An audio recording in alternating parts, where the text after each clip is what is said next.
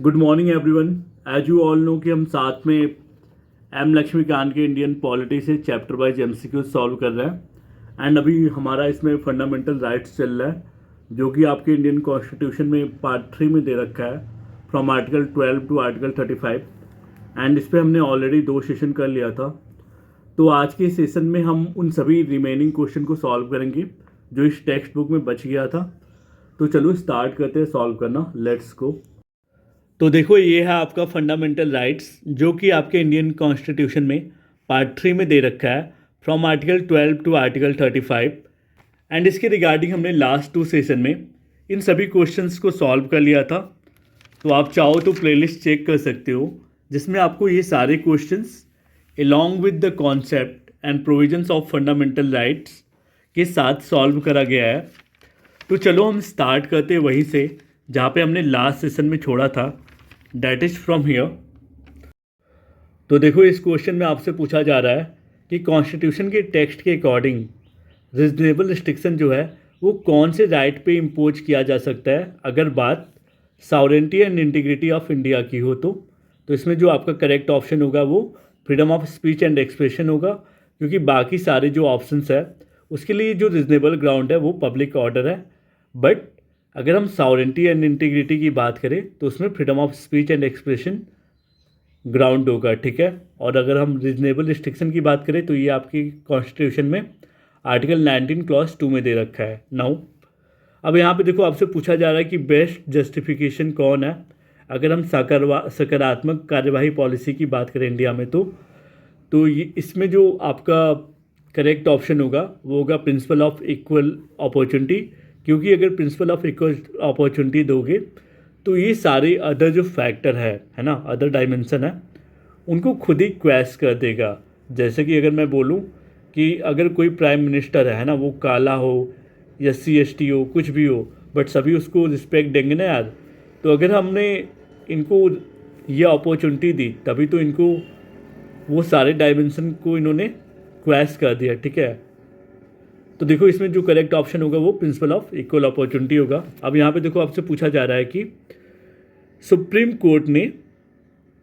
Court ने article 21 के ambit में कौन कौन से राइट को फंडामेंटल राइट कंसीडर किया था। तो इसमें देखो, ये सारे ऑप्शन आपके सही है। राइट टू क्लीन इन्वायरमेंट के अंतर्गत ये आ जाएगा, जो कि आपके आर्टिकल 21 के एम्बिट में आता है। राइट टू स्लिप आप जानते ही हो, right to opportunity, right to freedom and noise pollution, ये सभी आ जाएंगे, ठीक है। तो इसमें 1 2 3 4 सभी सही है। अब यहाँ पे देखो, under the term double jeopardy implied in article 20 of the constitution of India a person. तो अगर हम आर्टिकल 20 ऑफ इंडियन कॉन्स्टिट्यूशन की बात करें तो वो क्या है? आर्टिकल 20 ऑफ इंडियन कॉन्स्टिट्यूशन है protection in respect of conviction for offences, ठीक है। तो आर्टिकल 20 के क्लॉज 2 में आप जब देखोगे तो डबल जियोपार्डी का आपको प्रिंसिपल मिल जाएगा। तो आर्टिकल 20 का क्लॉज 2 जो है वो डबल जियोपार्डी को रिस्ट्रिक्ट करता है by saying no person shall be prosecuted and punished for the same offence more than once, ठीक है।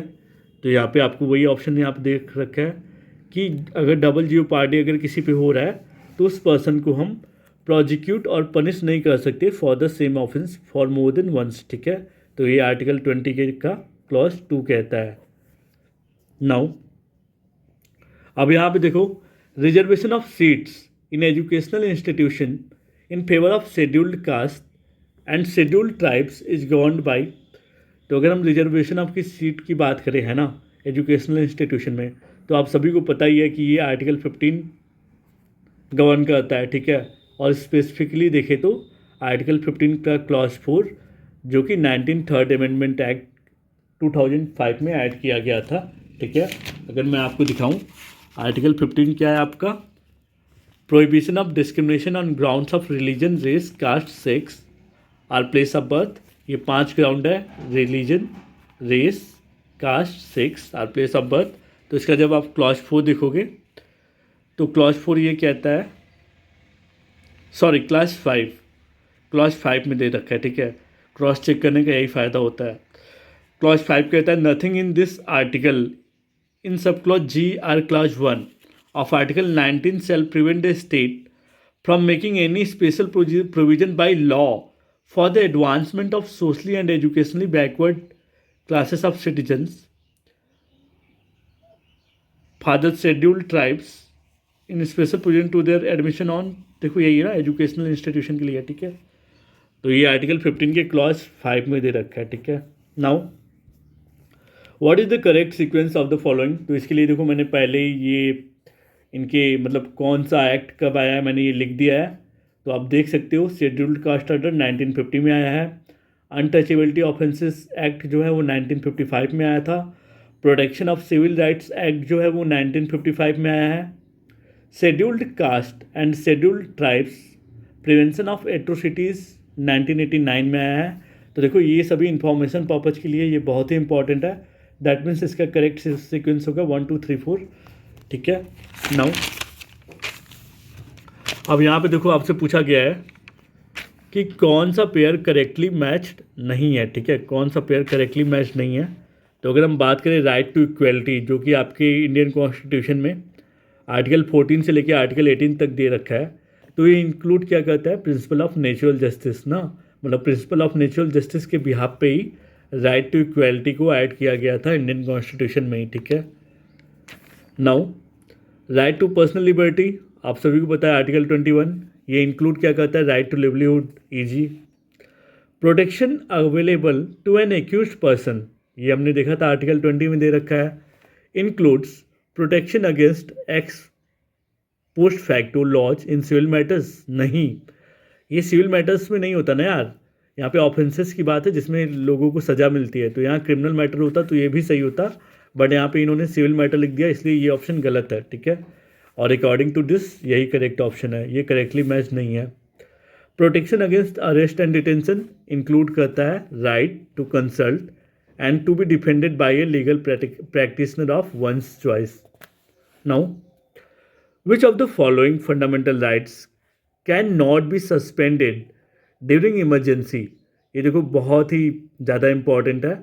आप सभी को पता है पहले इमरजेंसी प्रोविजन कहाँ दे रखा है, पार्ट 18 में, फ्रॉम आर्टिकल 52 टू आर्टिकल 60। तो देखो मतलब कोई भी इमरजेंसी लग जाए तो ऐसा कौन सा फंडामेंटल राइट है जिसे सस्पेंड नहीं किया जा सकता, तो वो हमारा article 20 and article 21 of Indian constitution है। Now which of the following statements about two right of freedom of religion is not correct, तो जब आप फ्रीडम ऑफ रिलीजन के लिए देखोगे है ना, तो स्टेट जो है किसी भी मतलब स्पेसिफिक रिलीजियस प्रैक्टिस के लिए इकोनॉमिकली, फाइनेंशली, पॉलिटिकली कुछ अदर सेकुलर एक्टिविटीज़ में एसोसिएट हो सकता है, ठीक है, ये ऑप्शन सही है।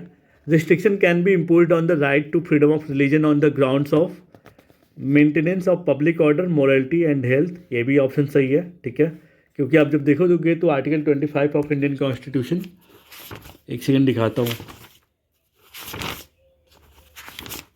आर्टिकल 25 ऑफ इंडियन कॉन्स्टिट्यूशन क्या है, freedom of conscience and free profession, practice and propagation of religion. तो इसमें क्या कहता है, subject to public order, morality and health, ठीक है, तो ये ऑप्शन भी सही है, subject to public order, morality and health.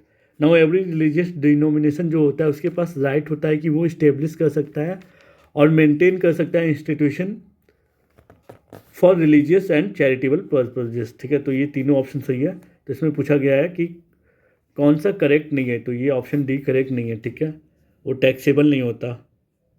Now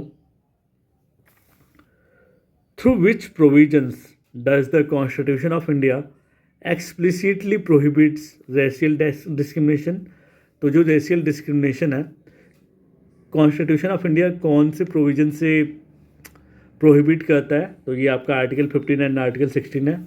now which one of the following rights can not be inferred from article 21 of the Indian constitution, तो अगर हम आर्टिकल 21 ऑफ इंडियन कॉन्स्टिट्यूशन देखें तो इसमें राइट अगेंस्ट इनह्यूमन ट्रीटमेंट भी आ जाएगा, right against solitary confinement भी आ जाएगा, मतलब इसके एम्बिट में आ सकता है, ठीक है, राइट अगेंस्ट डिलेड एग्जीक्यूशन भी आ जाएगा। बट अगर हम राइट टू फॉर्म एसोसिएशन देखें तो इसके लिए हम आर्टिकल 19 जो है ना, आर्टिकल 19 ऑफ इंडियन कॉन्स्टिट्यूशन ने पहले से ही दे रखा है, ठीक है।